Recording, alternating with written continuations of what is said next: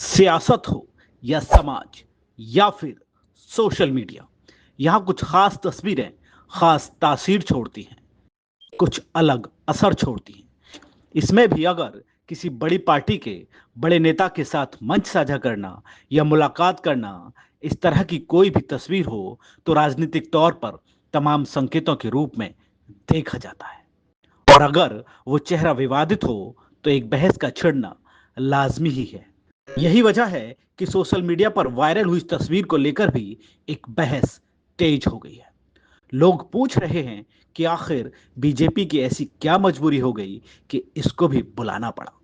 जी हाँ, दरअसल social media पर वायरल हो रही एक तस्वीर में बीजेपी के पूर्व राष्ट्रीय अध्यक्ष और वरिष्ठ नेता जेपी नड्डा एक ऐसी महिला के साथ दिखाई दे रहे हैं जिसको लेकर इंटरनेट पर कई तरह के विवाद और बयानों की चर्चा होती रही है।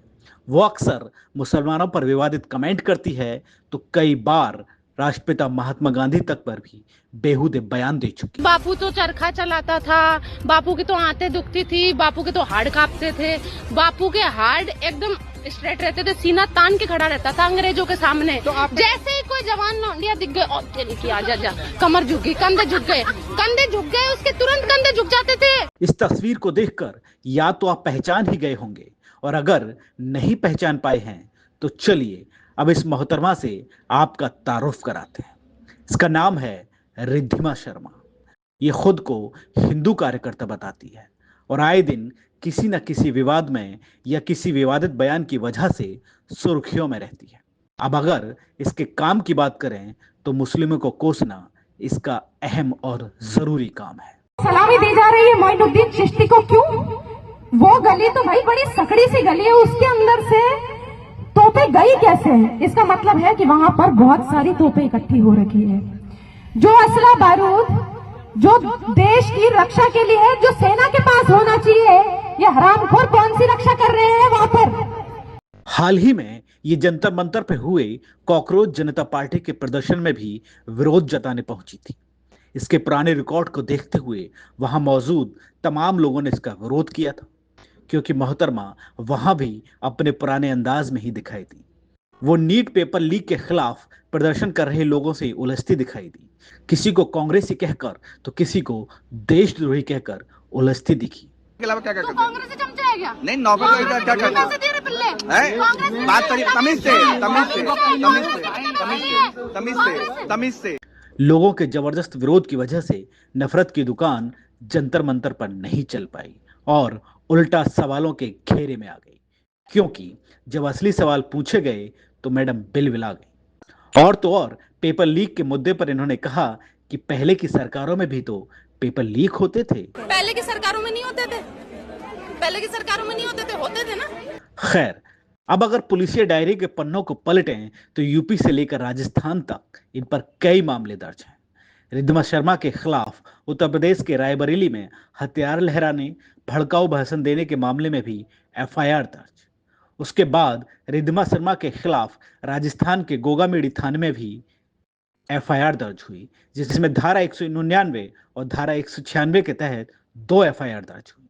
लेकिन हालांकि पुलिस ने इसे कभी गिरफ्तार नहीं किया, और सबसे बेहुदा और गंदा बयान तो ये देश के राष्ट्रपिता महात्मा गांधी को लेकर दे चुकी है, जिसमें इसने साफ साफ कहा था कि वो महात्मा गांधी को राष्ट्रपिता नहीं मानती।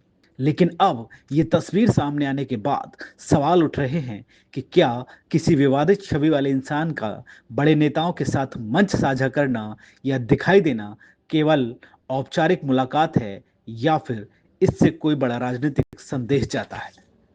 और ये सवाल तब और बड़ा हो जाता है जब तस्वीर और मौका भी बड़ा हो। प्रधानमंत्री नरेंद्र मोदी के केंद्र की सत्ता में 12 साल पूरे होने और उन्हें देश के सबसे लंबे समय तक निर्वाचित प्रधानमंत्री रहने के ऐतिहासिक अवसर पर दिल्ली के भारत मंडपम में एक भव्य प्रोग्राम रखा गया था। इसमें तमाम सोशल मीडिया इन्फ्लुएंसर, यूट्यूबर, पत्रकार और तमाम लोग बुलाए गए थे। लेकिन जेपी नड्डा के साथ जैसे ही रिद्धिमा शर्मा की फोटो सामने आई तो सोशल मीडिया पर तमाम सवाल उठने लगे कि इतने बड़े मौके पर ऐसे विवादित लोगों को बुलाने की वजह क्या हो सकती है। क्या रिद्धिमा शर्मा बीजेपी नेताओं की शह पर ही विवादित बयान और धार्मिक बखेड़ा खड़े करती है? क्या इसी वजह से वो मुस्लिमों के खिलाफ उल जलूल बयान देती है, और क्या इसी वजह से उस पर कोई कार्रवाई नहीं होती? यानी जब कोई व्यक्ति पहले से सार्वजनिक विवादों के कारण चर्चा में रहा हो, तब ऐसी तस्वीरें जाहिर तौर पर बड़े सवाल खड़े करती हैं। राजनीति में धारणा यानी परसेप्शन का बड़ा रोल होता है, और यही वजह है कि किसी भी ऐसी तस्वीर की राजनीतिक व्याख्या शुरू हो ही जाती है।